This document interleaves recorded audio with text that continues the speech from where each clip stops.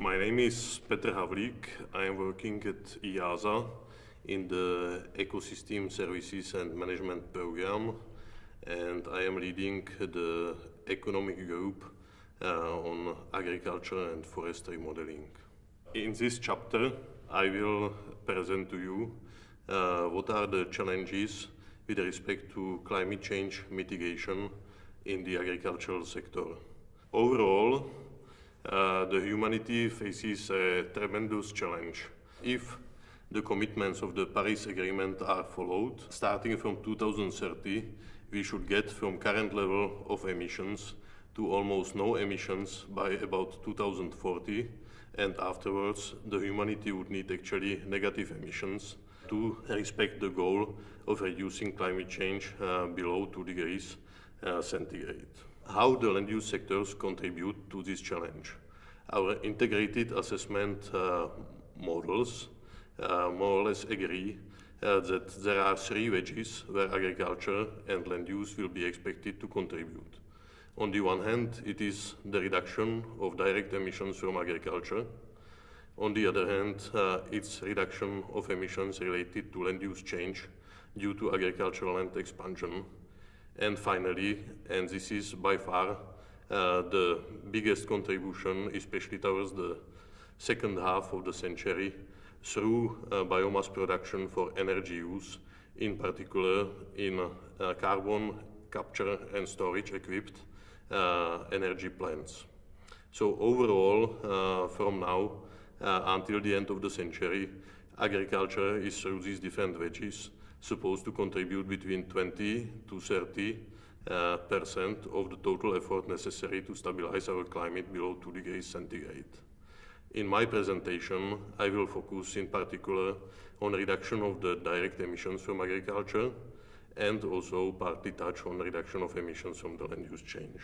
So the emissions from agriculture, forestry and other land uses represented about 24% of total anthropogenic greenhouse gas emissions. In the agricultural sector itself, as we can see in the next graph, the major sources of emissions are, on the one hand, methane from enteric fermentation from ruminant production, then emissions from nitrogen application to soils, and finally, methane emissions from rice cultivation. A recent study by Wollenberg et al. Claims that to be in line with the 2-degree target, agriculture will have to contribute by 2030 already 1 gigaton reduction of CO2 emission equivalent on an annual basis. These results are confirmed by a recent multimodal stabilization pathways assessment, which is in press for the global environmental change. However, this more recent study goes even farther and suggests that to be really in line, by 2050, the contribution will have to be already a reduction of 2.5 gigatons CO2 equivalent per year. What are the wedges which the agricultural sector has for contribution to these ambitious targets? So here we distinguish three. On the one hand, there are multiple technical options how we can directly reduce the emissions. On the other hand, through structural adjustment and through closing the efficiency gaps across regions and across production systems, also a substantial contribution to the reduction can be provided. And finally, most likely for the most ambitious stabilization targets, also the consumers will be asked to contribute to the overall challenge.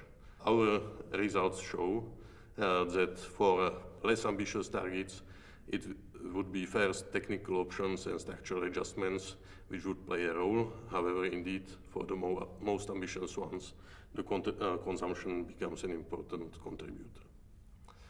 So on the technical options, according to a study by United States Environmental Protection Agency, it seems that big potentials can be expected from changes in improved fertilizer applications, improved rice management, and also application of anaerobic digesters to reduce the emissions from manure management. In a recent study published in Nature Climate Change, Carlson and her colleagues calculated, for instance, what are the differential effects of closing yield gaps in the crop sector through fertilizer application in different parts of the world.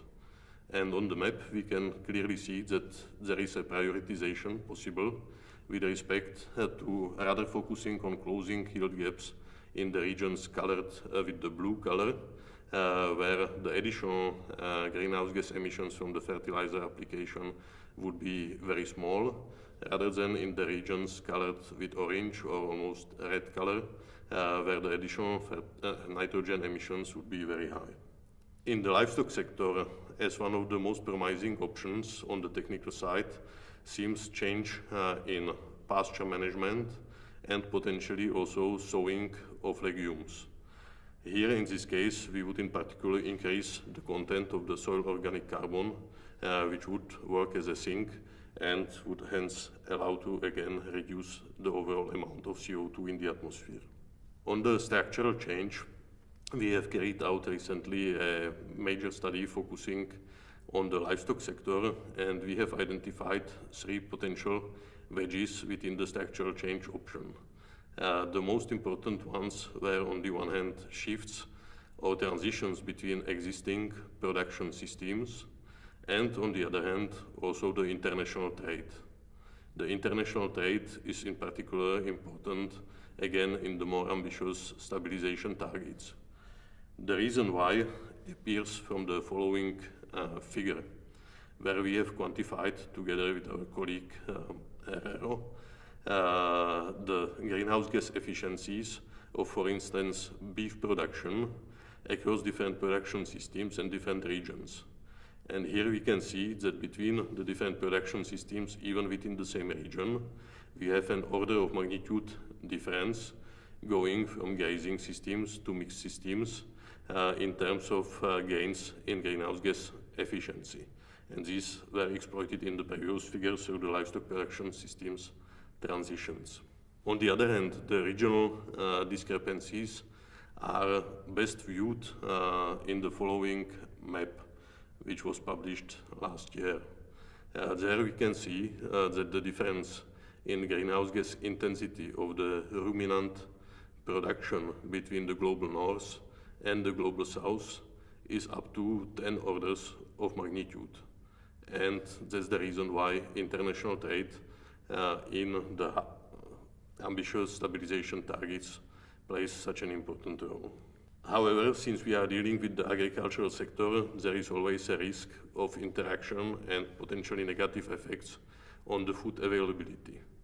For instance, in the very greenhouse gas intensive sectors, such as beef production, we have calculated that implementing a carbon tax of about $50 per ton of CO2 equivalent would lead to an increase by 40% of the beef prices.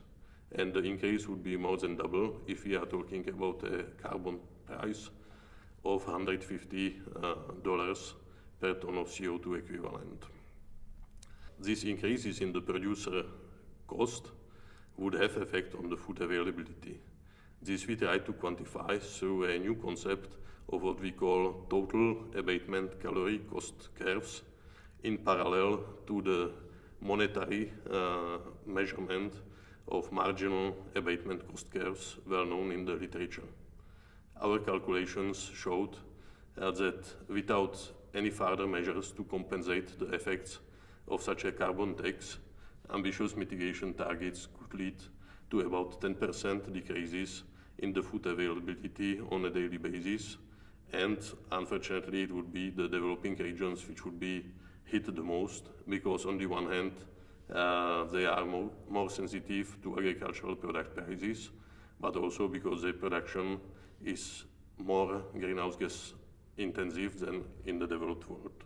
However, consumption side is often mentioned also as a potential solution, or at least a major part of the solution, especially when we looked into the developed world. Reducing the share of meat, especially the ruminant meat, in human diets could actually have a double dividend of contributing to major stabilization of the climate and also improving the health.